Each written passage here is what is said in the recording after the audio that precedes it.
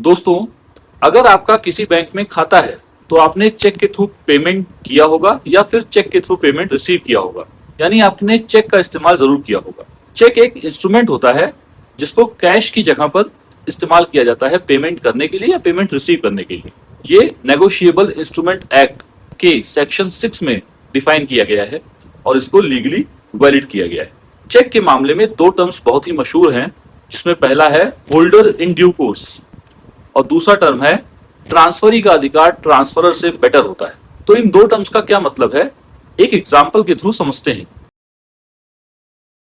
मान लीजिए कोई व्यक्ति ए है जिसका किसी बैंक में खाता है। अब ए को बी को पेमेंट करना है, तो ए ने बी के नाम चेक काट दिया। तो इस कंडीशन में ए हो जाता है ड्रॉअर और जिसको भुगतान प्राप्त करना है यानी कि बी, उसे कहते हैं पेई। और जिस बैंक को आदेश दिया जाता है भुगतान करने के लिए उसे कहते हैं ड्रॉई। तो ये तीन पक्ष हो गए। अब बी इसका प्रेजेंट होल्डर बन जाता है, यानी कि चेक जिसके पोजीशन में आ जाता है उसको होल्डर कहा जाता है। अब मान लीजिए कि बी को सी को पेमेंट करना है, तो बी ने उस चेक से भुगतान प्राप्त करने का अधिकार सी को ट्रांसफर कर दिया। उसने चेक के पीछे सी का नाम लिखकर साइन कर दिया। इस तरीके से बी बन जाता है ट्रांसफरर और सी बन जाता है ट्रांसफरी। अब चेक सी के पोजीशन में आ गया है तो सी बन जाएगा होल्डर। ये एक नॉर्मल केस हुआ। अब मान लीजिए ये बात सामने आती है कि बी ने ये चेक फ्रॉडुलेंट तरीके से ए से प्राप्त किया था, मतलब उसने कोई प्रॉपर कंसीडरेशन चेक के बदले में नहीं दी थी। कंसीडरेशन का मतलब होता है या तो आप किसी सेवा के बदले चेक प्राप्त करिए या फिर सामान को खरीदा या बेचा है, यानी कि डील हुई।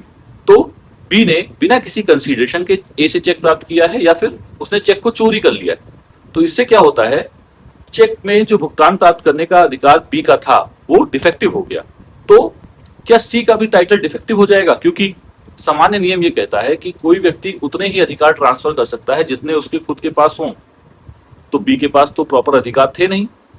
लेकिन अगर सी ने चेक को गुड फेथ में प्राप्त किया है और उसने प्रॉपर कंसीडरेशन दी है और वो इस मामले से बिल्कुल बेखबर था कि बी ने इस चेक को फ्रॉडुलेंट तरीके से ए से प्राप्त किया है और उसने चेक को मैच्योरिटी डेट से पहले प्राप्त किया है।